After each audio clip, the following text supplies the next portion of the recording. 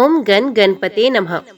पोष माह के कृष्ण पक्ष की चतुर्थी तिथि को अघुरत संकष्टी चतुर्थी कहा जाता है और इस दिन संकट मोचन गणेश जी का पूजन किया जाता है। कहते हैं कि यदि कोई व्यक्ति किसी संकट या परेशानी में हो तो उसे भगवान गणेश का विधि विधान से पूजन करना चाहिए या फिर संकष्टी चतुर्थी के दिन व्रत रखना चाहिए। इससे गणेश जी प्रसन्न होते हैं और अपने भक्तों की परेशानियों को दूर करते हैं। व्रत कर रहे हैं तो इस बात का आप ध्यान रखें कि व्रत कथा अवश्य पढ़े या सुने, क्योंकि व्रत कथा के बिना कोई भी व्रत अधूरा माना जाता है। तो चलिए आज की वीडियो में हम पोष माह के कृष्ण पक्ष की चतुर्थी अघुरत संकष्टी चतुर्थी व्रत कथा आपके सामने प्रस्तुत करते हैं। उम्मीद करती हूँ कथा का पूरा फल लेने के लिए आप कथा को शुरू से लेकर अंत तक जरूर श्रवण करेंगे। ओम गण गणपते नमः। पार्वती जी ने पूछा, हे पुत्र, पोष में किस गणेश की पूजा किस तरह से करनी चाहिए और इस दिन क्या भोजन करना चाहिए, उसे आप संक्षेप में बताएं। श्री गणेश जी ने कहा, हे महादेवी, पोष मास की चतुर्थी विघ्न विनाशिनी होती है। उसमें लंबोदर नामक गणेश की पूजा करके भोजन के रूप में केवल गोमूत्र ही पीना चाहिए। व्रती को पूर्वोक्त विधि से पूजन करना चाहिए, अर्थात दिन भर शांत भाव से निराहार रहकर व्रत करे, दिन में ना सोए, ब्रह्मचर्य का पालन करें। रात्रि में पूजन के बाद ब्राह्मण को भोजन करावें। दुग्ध निर्मित खीर में शुद्ध घी मिलाकर गणपति मंत्र से हवन करें तो वे शासक को भी अपने वशीभूत कर सकता है। इस संबंध में हम आपको एक प्राचीन कथा सुनाते हैं। एक बार रावण ने सभी देवताओं को जीतकर मंदाद हो संध्या कर रहे थे बाली को पीछे से जाकर पकड़ लिया। बलशाली बाली रावण को अपनी कांख में दबाए हुए आकाश मार्ग द्वारा किष्किंधापुरी में ले आया और उस बंदी रावण को अपने पुत्र अंगद के लिए खिलौने के रूप में दे दिया। रावण के गले में रस्सी बांधकर अंगद ने उसे नगर में घुमाना शुरू कर दिया। विश्व विजयी रावण की ऐसी हालत देखकर सभी नगर वासियों ने अट्टहास किया। जनता कहने लगी, अरे देखो तो सही, ये विश्व विजेता रावण आज राजकुमार द्वारा सड़कों पर घुमाया जा रहा है। पूर्ववासियों की बात से रावण बहुत ही लज्जित होकर उत्साह लेने लगा। उसका दर्प चूर हो गया। उसने अपने नाना पुलस्त्य मुनि का स्मरण किया। अपने नाती की दीन पुकार से मुनि को आश्चर्य हुआ कि उसके नाती की ऐसी दशा कैसे हो गई। अत्यंत गर्व के कारण से देव, दानव, मनुष्य आदि सभी का पतन अवश्य संभावी होता है। रावण के समीप आकर मुनि ने पूछा कि तुमने मुझे क्यों याद किया। रावण ने कहा, नाना जी, देवताओं को जीतने के कारण गर्व करने से मेरी ये दुर्गति हुई है। मैंने संध्या करते हुए एक वानर राज को देखा। पश्चिमी महासागर के तट पर मैंने उसे पीछे से पकड़ने की चेष्टा की, परंतु मैं ही उसके द्वारा पकड़ लिया गया। मुझे उसने यहाँ लाकर गले में रस्सी बांधकर अपने बच्चे को खेलने के लिए दे दिया। इस दुर्गति को देखकर नगरवासी मेरी हंसी उड़ा रहे हैं। हे देव, इसी चिंता में मैं व्याकुल रहता हूँ। रस्सी में बंधे रहने के कारण मैं अशक्त हो गया हूँ। हे नाथ, अब मैं क्या करूँ? मेरे जैसा आपके वश में कोई दूसरा कुल कलंकी नहीं है। अब आप ही मेरी रक्षा कर सकते हैं।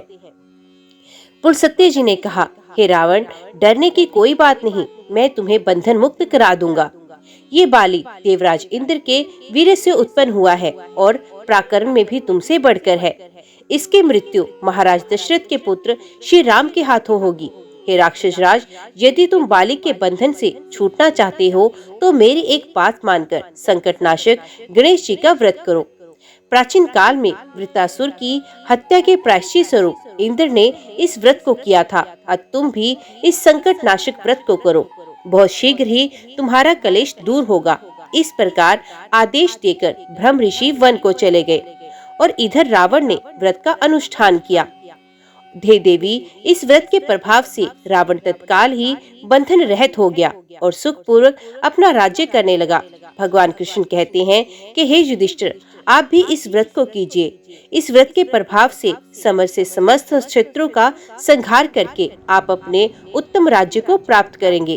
कृष्ण जी की बात सुनकर युधिष्ठिर ने विधि पूर्वक पोष कृष्ण चतुर्थी व्रत किया और इस व्रत के प्रभाव से उन्होंने अपने राज्य को पुण्य प्राप्त किया।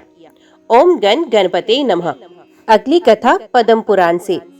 पुलस्त्य जी ने कहा, हे भीष्म, एक महान ऋषि और व्यास के शिष्य संजय ने अपने गुरु को प्रणाम करके पहले उनसे पूछा, कृपया मुझे देवताओं की पूजा करने के साधन और उन्हें करने का संतुष्ट कर्म बताएं।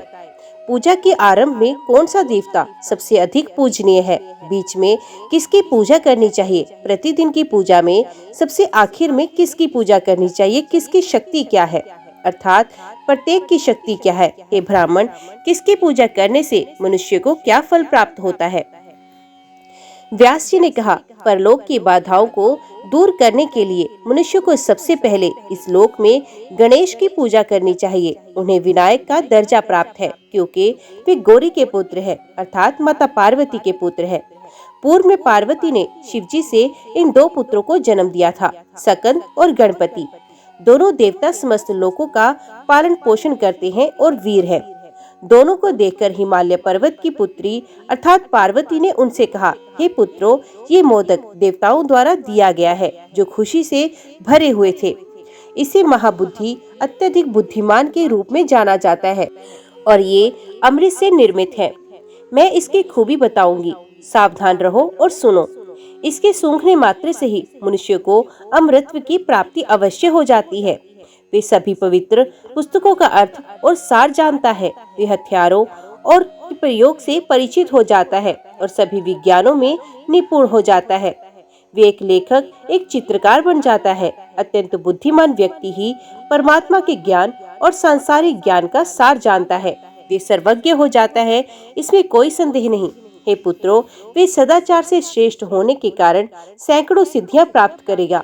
ये बात तुम्हारे पिता को भी मंजूर है, मैं सौंप रही हूँ। अपनी माता के मुख से ये वचन सुनकर परम बुद्धिमान सकंद ने तुरंत ही मोर पर चढ़कर पृथ्वी पर स्थित सभी पवित्र स्थानों का दौरा किया।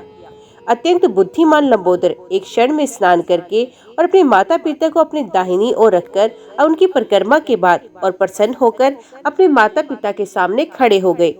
उसी प्रकार सकंद भी उनके सामने खड़ा होकर पार्वती जी से कह रहा था, इसे मोदक मुझे दो। उनकी ओर देखते हुए पार्वती ने आश्चर्यचकित होकर कहा, एक आदमी सभी पवित्र स्थानों पर स्नान करके, सभी देवताओं को नमस्कार करके, सभी प्रकार के यज्ञ करता है, व्रत करता है, पवित्र भजनों का पाठ करता है, गहरे और अमूर्त ध्यान अन्य संयमों से जिसने अपने माता पिता की पूजा की, उसे धार्मिक पुण्य का 16वां हिस्सा भी नहीं मिलता है। इसलिए वे 100 पुत्रों से भी 100 गुना उत्तम है। इसलिए मैं गणेश को देवताओं द्वारा बनाया गया ये मोदक देती हूँ। केवल इसी कारण से ये यज्ञों में, वेदों और पवित्र ग्रंथों और स्तुतियों के भजनों में और रोजमर्रा की पूजा में भी देवताओं की सबसे पहली पूजा प्राप्त करेगा। पार्वती के साथ शिव ने भी उन्हें एक महान वरदान दिया। किसी अनुष्ठान आदि के प्रारंभ में उनकी पूजा से देवता प्रसन्न हो। सभी देवताओं और पितरों की तपस्या तब शुरू की जाए जब गणों के स्वामी की पूजा सबसे पहले की जाए। इसलिए एक ब्राह्मण को सभी यज्ञों में सबसे पहले गणेश की पूजा करनी चाहिए। उनमें यानी बलिदानों में करोड़ों और करोड़ों गुना धार्मिक गुण है। ये भगवान यानी शिव और देवी पार्वती के शब्द हैं। तब भगवान और देवी पार्वती ने खुशी से अपनी सारी श्रेष्ठता और योग्यता गणेश जी को दे दी और उन्हें सभी देवताओं से पहले गणों का प्रमुख बना दिया। इसलिए सभी बड़े यज्ञों में गणेश पूजन, स्तुति स्तोत्र और प्रतिदिन पूजा करने से मनुष्य को समृद्धि प्राप्त हो जाती है। ऐसा जानकर सब देवताओं ने अभीष्ट वस्तु प्राप्त करने की इच्छा से और निश्चय ही स्वर्ग जाने और प्राप्त करने मोक्ष की इच्छा से उनकी पूजा की। एक व्यक्ति सभी पापों से मुक्त हो जाएगा यदि वे केवल रात में भोजन करके प्रत्येक पखवाड़े के चौथे दिन भगवान गणेश की मूर्ति या प्रतीक या चित्र की पूजा करेगा। हे गणों के स्वामी, हे आप जो सभी कठिनाइयों का अंत करते हैं, जो उमा को प्रसन्न करते हैं, हे भगवान बुद्धिमान, आपको मेरा नमस्कार है।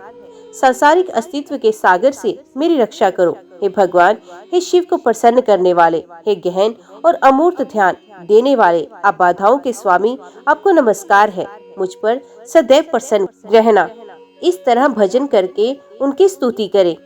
जो मनुष्य व्रत रखकर आनंद पूर्वक गणेश जी की पूजा करता है वे सभी पापों से मुक्त हो जाता है और स्वर्ग में सम्मानित होता है। मैं तुम्हें उसके 12 नामों वाला भजन सुनाऊंगा सम्मान से। मंत्र में है ओम नमस्कार गणपति।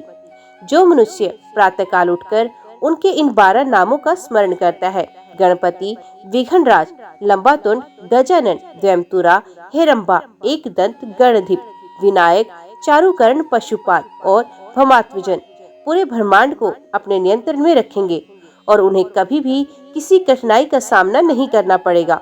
बड़े बड़े भूत शांत हो जाते हैं, उसे रोग परेशान नहीं करते। वे समस्त पापों से मुक्त होकर सदा के लिए स्वर्ग को प्राप्त करता है, अर्थात उसमें निवास करता है। व्यास जी ने कहा, मैं तुम्हें फिर से गणेश के समान एक और स्तुति स्तोत्र सुनाऊंगा जो सभी कार्यों में सफलता देता है, जो पवित्र है और जो सब मनोवांछित फल देने वाला है। मैं गणों के मुखिया को नमस्कार करता हूँ, जिनके एक दांत है, जिनका शरीर बड़ा है, जो तपाए गए सोने के समान है, जिनका पेट बड़ा है और बड़ी बड़ी आंखें हैं, जिन्होंने मुंज धारण किया है और त्वचा काली है, मृग और उसके पास सांपों का पवित्र धागा है, जिसके सर पर युवा चंद्रमा का अंक है। मैं गणों के स्वामी को नमस्कार करता हूँ।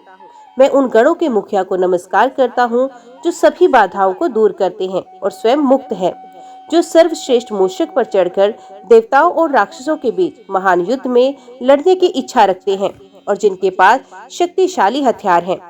मैं गणों के मुखिया को नमस्कार करता हूँ जो पार्वती के हृदय को प्रसन्न करते हैं, जो मातृकाओं से घिरे हुए हैं, जिन्हें भक्ति प्रिय है और जो काम से क्रोधित हैं। मैं उन गणों के मुखिया को नमस्कार करता हूँ जिनका शरीर विभिन्न प्रकार के रत्नों के कारण सुंदर दिखता है, जिनके पास उज्जवल मालाओं के रूप में आभूषण है, जो अपनी इच्छा अनुसार कोई भी रूप धारण कर सकता है।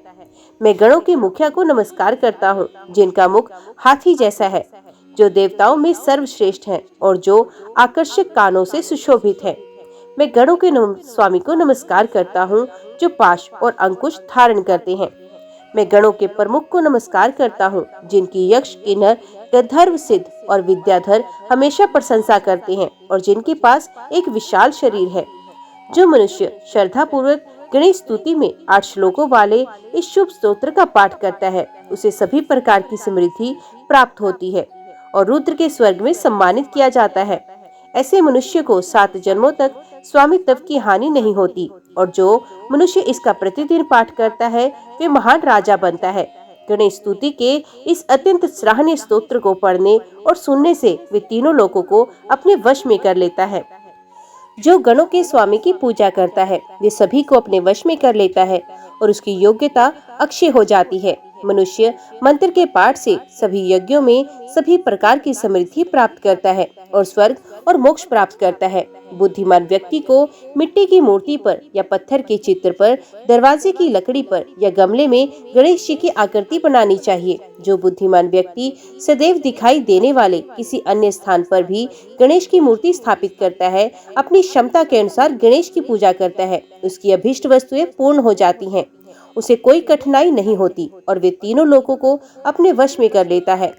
एक छात्र वेदों और पवित्र ग्रंथों से ज्ञान प्राप्त करता है और ललित कला का अन्य ज्ञान जैसे भी प्राप्त करता है जो सफल होता है और जो उसे स्वर्ग की ओर ले जाता है।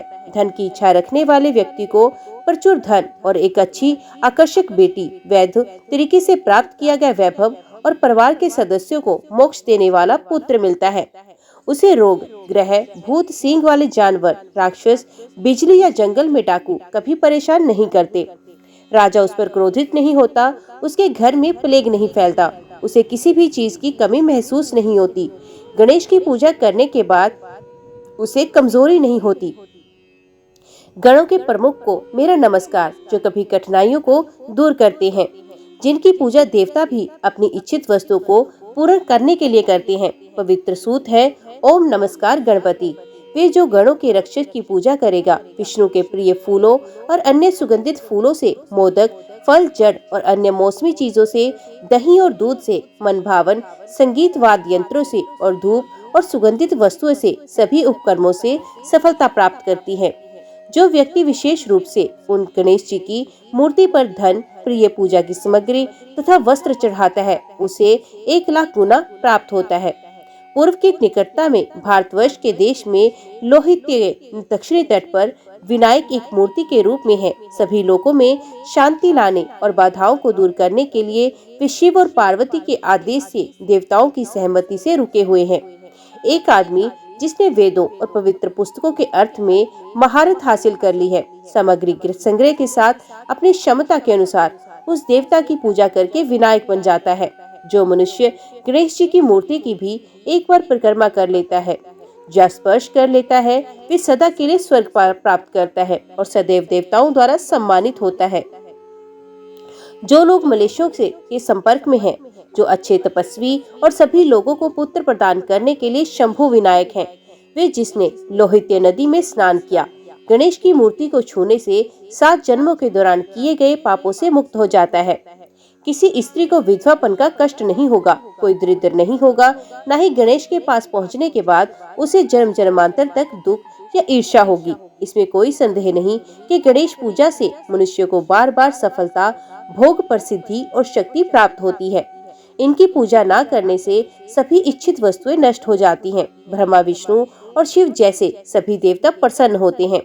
जब इंद्र ने प्रचुर गणेश की पूजा नहीं की थी, तो हिरण्याक्ष के नेतृत्व में महान राक्षसों के साथ युद्ध में उन्हें हिरण्याक्ष ने जीत लिया था। फिर पुराने दिनों में देवता 100 वर्षों तक शक्तिहीन रहे और देवताओं और दानवों के बीच हुए युद्ध में देवताओं की हार हुई। तब देवताओं ने देवताओं के देव शिव से ये कहा, हे श्रीमान, हमारा राज्य राक्षसों ने जीत लिया है, हमारा बलिदान खो गया है। इस बीच शिव ने देवताओं से ये कहा, उमा द्वारा जो प्रसन्न हुई, मेरे द्वारा गणेश को वरदान दिया गया है। देवता आपकी पूजा करके महान सफलता प्राप्त करेंगे। जो मनुष्य मोहवश महान उत्सव के समय आपकी अवहेलना करेगा, उसे सफलता नहीं मिलेगी और वे युद्ध में पराजित होगा। महायज्ञ में तुमने निरादर और मोहवश गणेश जी की पूजा नहीं की, इसलिए तुम हार गए हो। तेजी से जाओ, महान गणेश की शुभ पूजा करो। हे तुम जो नैतिक कानून से परिचित हो, तुम्हें जल्द ही सफलता मिलेगी। तब शिव के मुख से हितकर और वचन सुनकर देवता प्रसन्न हुए और सब गणेश जी के सामने खड़े हो गए। देवताओं ने कहा, हे गणों के स्वामी, हे सभी देवताओं के एकमात्र संरक्षक, हे स्वर्ग और भोगों के दाता, आपको हमारा नमस्कार है। हे हिरंबा, हम आपको प्रेम से प्रणाम करते हैं। हम आपको नमस्कार करते हैं जो सभी युद्धों में विजय दिलाते हैं, जो सभी उपकर्मों में सफलता देते हैं, जिनके पास महान दिव्य शक्ति है और जिनका शरीर महान है। हम आपको नमन करते हैं, जिनके एक दांत, एक लंबा मुंह, जो महान ऋषियों और देवताओं इंद्र के अत्यधिक बुद्धिमान देवता है। हमें हमारी गलती को क्षमा करें। हमें पहले यज्ञ में आपकी पूजा नहीं की। देवताओं के वचन सुनकर गणेश जी ने कहा, हे देवताओं, मुझसे अपनी इच्छा अनुसार वर मांगो। तब बृहस्पति ने नेतृत्व में इंद्र आदि सभी देवताओं ने गणेश जी से कहा, विजय हमारी हो। देवताओं की बातें सुनकर गणपति जी बोले, हे श्रेष्ठ देवताओं, ठीक है, आपको शीघ्र विजय मिले। तब सभी देवताओं ने आनंद से भरे मन से चंदन आभूषण, दिव्य धूप वाले बढ़िया वस्त्र में उगने वाले पारिजात जैसे फूलों और अन्य दिव्य और आकर्षक फूलों से गणेश जी की पूजा की। देवताओं द्वारा पूजित गणों के स्वामी ने शेष देवताओं से कहा, हे देवताओं, अद्भुत साहस करके विष्णु के पास जाओ। तब हे देवताओं, वे तुम्हारी इच्छित वस्तु लाएंगे। तब वे अपने अपने रथों पर चढ़कर अविनाशी विष्णु के पास गए। देवताओं की सेना ने, जिसने पीला वस्त्र धारण किया हुआ था, को नमस्कार किया। खुशी से उससे कहा, हे महात्मा विष्णु, गणेश के पास जाकर और उनकी पूजा करके हम आज आपके पास आए हैं। देवताओं के ये वचन सुनकर भगवान विष्णु ने ठीक है कहकर मैं प्रमुख राक्षसों को मार डालूंगा। अमृत रूपी वचन को सुनकर देवताओं ने प्रसन्न होकर बड़े हर्ष से भरकर अभीष्ट सामग्रियों से उनकी पूजा की। विष्णु ने इंद्र के नेतृत्व में देवताओं से फिर कहा, अपनी सेना एकत्रित करके बिना किसी कष्ट के तैयार हो। मैं दुष्टों को और उनकी सेना को भी चारों ओर से परास्त कर दूंगा। आप निर्भय रहें। विष्णु के वचन सुनकर दिव्य अस्त्रों से युक्त सभी श्रेष्ठ देवता अपने विमानों में बैठकर चले गए। देवताओं के आनंद से भरे हुए वचन असुरों के गुप्तचरों ने सुन लिए। उन्होंने उसकी सूचना अत्यंत शक्तिशाली हिरण्याक्ष राजा को दी। राक्षसों का अत्यंत शक्तिशाली स्वामी ये वचन सुनकर क्रोधित हो गया। क्रोधित व्यक्ति ने अपने मंत्री को बुलाया और उनसे कहा, अब इंद्र जैसे सभी दुष्ट दिमाग वाले देवताओं ने विष्णु को पाने की इच्छा रखते हैं। शिव को सब कुछ बताया। जब राक्षसों की सेना इतनी भयंकर है तो हमें जीत कैसे मिलेगी? शिव ने ये शब्द कहे, हे देवताओं, गणेश की पूजा करो। उसकी पूजा करके तुम राक्षसों पर विजय पाओगे। तब प्रसन्न होकर देवताओं की सेना ने गणों के प्रमुखों की पूजा की। गणों के स्वामी ने प्रसन्न होकर उन्हें एक महान क्रूर वरदान दिया, आज तुम सभी राक्षसों पर विजय पाओगे। तब देवताओं ने अत्यंत प्रसन्न होकर और हमें मार डालने की इच्छा से ये बात विष्णु को बताई। विष्णु से ठीक है शब्द सुनकर निर्भय देवता अपने रथों में बैठे और हाथों में हथियार लेकर मेरे साथ युद्ध करने के लिए तैयार खड़े हो गए। जिसके पास देवताओं को परास्त करने की जितनी भी क्षमता है, उसे अब पूरी तरह से बोलना चाहिए। तब राजा की बातें सुनकर मधु ने कहा, हे राजा, मैं विष्णु को जीत लूंगा। मुझे एक सहायक दीजिए। जब भगवान विष्णु पर विजय प्राप्त कर ली जाएगी तो सभी देवता निश्चित रूप से भयभीत हो जाएंगे। अतः शत्रु के नगर को जीतने वाले विष्णु हमारा भाग होंगे। हे राजा, हम धुंधुसुंद और अत्यंत शक्तिशाली कालके के सहायकों के साथ विष्णु पर विजय प्राप्त करेंगे। राक्षसों की पूरी सेना में 4 मृत्यु के समान बहुत बहादुर नायक थे और सभी हथियारों के विज्ञान में महारत हासिल कर चुके थे। बाला ने ये कहा, मैं उस विष्णु को परास्त करूंगा जिसके कारण देवताओं की विजय हो रही है। हे राजन, ये मेरी दृढ़ प्रतिज्ञा है। 2 भाइयों नामुसी और मुसी ने अपनी ताकत पर गर्व करते हुए राजा से कहा, हम भी शक्तिशाली लोग बल से देवताओं को जीत लेंगे। जंब ने कहा, मैं इंद्र और इंद्र के नेतृत्व में अन्य देवताओं पर विजय प्राप्त करूंगा। इसके बारे में कोई संदेह नहीं। हे राक्षसों, अपनी चिंता छोड़ो। और त्रिपुर ने ये शब्द कहे, मैं विनायक पर विजय प्राप्त करूंगा। तब देवताओं के संहारक शक्तिशाली सेनापति माया ने कहा, राक्षसों की सहायता से मैं कुबेर और सभी हिरण्यक को विजय प्राप्त करूंगा। इसी बीच श्रेष्ठ मुनि नारद ने जाकर हिरण्याक्ष से कहा, मैं विष्णु का दूत बनकर आया हूँ। यदि तुम्हें अपने जीवन में रुचि है तो हमारे शब्दों से अपना राज्य त्याग दो, अन्यथा मुझसे युद्ध करो और पाताल लोक में चले जाओ।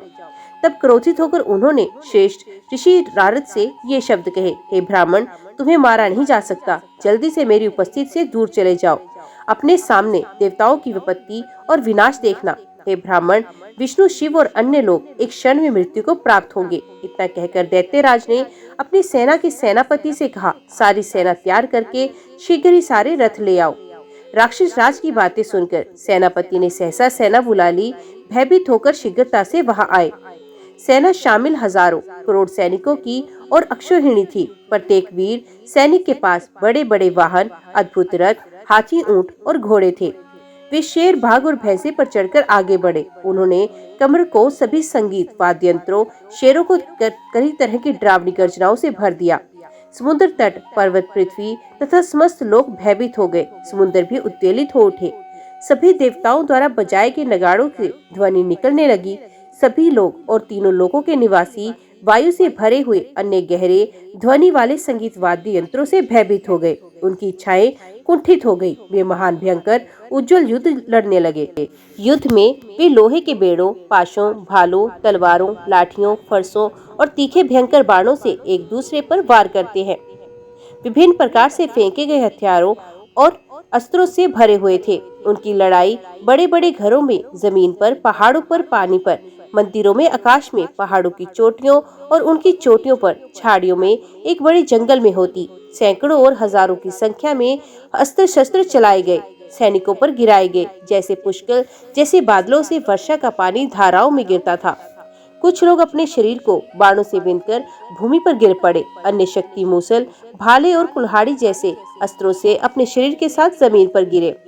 वीर निडर योद्धा अपने स्वामी के लिए युद्ध में न्यायपूर्वक लड़ते हुए अपने शत्रु के सामने गिर गए और देवताओं के निवास में गए। अन्य जो डरपोक और पापी थे और जिन्होंने युद्ध के मैदान से भागने वालों को मारा था और जो अन्याय से लड़े थे, वे यम के निवास में गए। देवताओं ने हाथियों और घोड़ों पर चढ़कर शत्रु पर प्रहार किया। युद्ध की इच्छा रखने वाले और रथों पर कब्जा करने वाले की इच्छा रखने वाले वे महान बहादुर सैनिकों ने उन शत्रुओं पर हमला किया जिन्होंने रथ पर कब्जा किया था, और पैदल सैनिकों ने शत्रु की सेना में पैदल सैनिकों पर हमला किया। ये खुश थे, ऊर्जा से भरपूर थे, अत्यधिक कर्तव्य परायण थे और शक्ति से भरपूर थे। कुछ की भुजाएं काट दी गई, कुछ लोगों के बाल, सर और वस्त्र मूसलों से टूटे हुए होकर भूमि पर गिर पड़े। कुछ अत्यंत पराक्रमी सैनिक कमर में छेद किए हुए और टूट जाने के कारण भूमि पर गिर पड़े। दिव्य आभूषणों से सुशोभित वे वीर, जिनके शरीर तलवारों और भयंकर फरसों के प्रहार से कट गए थे, भूमि पर गिर पड़े। वीरों, हाथियों, घोड़ों, रथों, गिरे हुए आभूषणों, पताकाओं और झंडों से वे क्षेत्र जगमगा उठा। उस समय देवताओं और दानवों के युद्धों में पर्वतों, वनों और उपवनों सहित सारी पृथ्वी रक्त से भर गई। वहाँ सामग्री का संग्रह कई राक्षसों द्वारा खाया गया था। राक्षसों और भेड़ियों ने खूब खून पिया। इसी प्रकार अन्य राक्षसों आदि के दल, गीदड़ और गिद्ध भी जल में मिला हुआ रक्त प्रसन्नता पूर्वक पीते थे। इस बीच देवताओं द्वारा सम्मानित विद्वान बृहस्पति ने देवताओं के लिए बुदबुदाया। वे विद्या जो मृतकों को पुनर्जीवित करती है, जो परेशानियों को दूर करती है, जो ब्रह्मा की एक दिव्य और भक्ति बहुत शक्तिशाली विद्या थी। तब देवताओं के चिकित्सक धन्वंतरी प्रसन्नता पूर्वक मन की गति से औषधियों को साथ लेकर और उनका प्रयोग करते हुए युद्ध भूमि में चले गए। तब वे देवता जो महान युद्ध में मर गए थे फिर से जीवित हो गए, बिना किसी घाव के शक्ति से संपन्न हो गए और फिर से लड़ने लगे। इस प्रकार राक्षसों की सेना के 1,00,000 योद्धा बाणों से अपनी गर्दनें काटकर पुण्य के कारण गिर पड़े। तब सिद्धों, चारणों, ऋषियों, अर्ध दिव्य प्राणियों और दिव्य अप्सराओं के समूह के विजय घोष के साथ देवताओं का अभिनंदन किया। गंधर्वों ने गीत गाए और महान ऋषियों ने देवताओं की स्तुति की। तब अत्यंत शक्तिशाली और अग्रणी दानव राजा का सेनापति काल के नाम से एक रथ में बैठे हुए अपने धनुष वहीं पर ले गया और बहुत शक्तिशाली ने देवताओं के समूहों को मार डाला और उन्हें नृत्य कराया जमीन पर। उस समय आकाश तीरों की सतत धारा से छाया हुआ था। देवताओं की सेना पर हजारों करोड़ बाण गिरे। तब देवता युद्ध से ना लौटकर अर्थात भागे बिना वहां गिर पड़े। सभी सिद्धों और गंधर्वों ने रक्त निकाला। बाणों से घायल होकर देवता भूमि पर गिर पड़े। युद्ध में भाग लेने वाले कुछ प्रमुख और अत्यंत शक्तिशाली देवता सैकड़ों, हजारों और असंख्य बाणों से घायल होकर जमीन पर गिर पड़े। रथों में रहने वाले सभी देवता क्रोधित थे। बाणों से संतप्त होकर वे राक्षसों के सामने टिक न सके, अर्थात काल के देवताओं की सेना में ऐसे कूद पड़ा जैसे कोई हाथी झील में गिर जाता है। उसके वज्र और अग्नि के समान प्रबल बाणों से देवता आहत हो गए। वे युद्ध के मैदान में टिक नहीं सके और फिर इंद्र के पास गए। चित्ररथ नाम से विख्यात योद्धाओं में श्रेष्ठ और धनुर्धर देवता रथ पर चढ़कर युद्ध करने गए। काल के मुस्कुराए और बोले, पहले मैंने आसानी से देवताओं की पूरी सेना को जीत लिया, अब भी मैं युद्ध में खड़ी हुई देवताओं की सेना को आसानी से जीत लूंगा। हे देवशेष, यदि तुम्हें मृत्यु प्रिय है तो मैं तुम्हें इन तीखे बाणों से बींधकर यमलोक में ले जाऊंगा। इन शब्दों को कहते हुए वे अत्यंत क्रोधित था। उसने चित्ररथ पर एक बाण मारा। नायक अर्थात चित्ररथ ने 3 बाणों से उसे आकाश में ही काट डाला। क्रोधित होकर उसने फिर युद्ध में शीघ्रता से बाण चलाए और कुशलता से अनेक राक्षसों का वध किया। तब युद्ध में सर्वश्रेष्ठ धनुर्धरों ने पृथ्वी के अंत में प्रलयंकारी अग्नि के समान तीखे बाणों से तेजी से एक दूसरे पर प्रहार किया। देवता और दानव के बीच वे लड़ाई बहुत न्यायपूर्वक थी। ऋषि, देवता और दिव्य नाग देखने की इच्छा से वहां गए। इस प्रकार सैकड़ों हजारों बाणों से चलाए गए। दोनों वीर युद्ध में एक दूसरे पर विजय पाने के लिए चमके। तब क्रोधित और अत्यंत तेजस्वी गंधर्वों के स्वामी चित्ररथ ने कालके को 3 बाणों से उसके माथे में, 5 बाणों से उसकी छाती में, 7 बाणों से उसके पेट और नाभि में और 5 बाणों से उसके पेट में छेद कर दिया। बाणों से मारा गया राक्षस भ्रमित हो गया और उदास हो गया। धनुष ढीला होने के पर वे शक्तिशाली व्यक्ति बहुत देर बाद होश में आया। भगवान ने मधु नामक सर्वश्रेष्ठ दैत्य को 3 बाणों से घायल कर दिया। उसने अपना धनुष काट दिया। जब राक्षस राज उसे देख रहा था, देवताओं में सर्वश्रेष्ठ शक्तिशाली ने मृत्यु के देवता के समान चमकीले हजारों बाणों से राक्षस सिंह के शरीर को घायल कर दिया। दैत्यों के स्वामी राक्षस ने अपने हृदय को उदास करके अत्यधिक रक्त बहाते हुए उत्तेजित होकर और कई बाणों से घायल होकर एक भाला उठाया। चित्ररथ ने जिसके हाथ में भाला था उसके घोड़ों को 4 बाणों और उसके सारथी को 3 बाणों से मार डाला। फिर जमीन पर रहकर उसने कालके के सर्वश्रेष्ठ गंधर्वों को भाले से मारा। शक्तिशाली चित्ररथ ने 3 बाणों से भाले को काट डाला। शक्तिशाली राक्षस ने अपने भाले को नष्ट होते देखकर और अपने फन से रहित एक सांप के समान एक हथौड़ा उठाया और भगवान पर झपटा। चित्ररथ ने शीघ्रता से अर्धचंद्राकार सर वाले एक बाण से राक्षसों के स्वामी के शरीर से उसका सर काट दिया, जो उसके पास आया था। वे भूमि पर गिर पड़ा और पृथ्वी कांप उठी। तब राक्षसों की सारी सेना मुंह फेर कर भाग गई। ओम गण गणपते नमः। आज की वीडियो में इतना ही। उम्मीद करती हूँ वीडियो आपको पसंद आई होगी। वीडियो पसंद आई हो तो वीडियो को लाइक और चैनल को सब्सक्राइब जरूर कीजिएगा। जय श्री गणेश लिखकर कमेंट बॉक्स में अपनी हाजिरी और अपने सुझाव देना ना भूलिएगा। तो मिलते हैं अगली कथा अगली वीडियो के साथ। तब तक के लिए देखते व सुनते रहिए। जय मां कंजक, जय माता दी।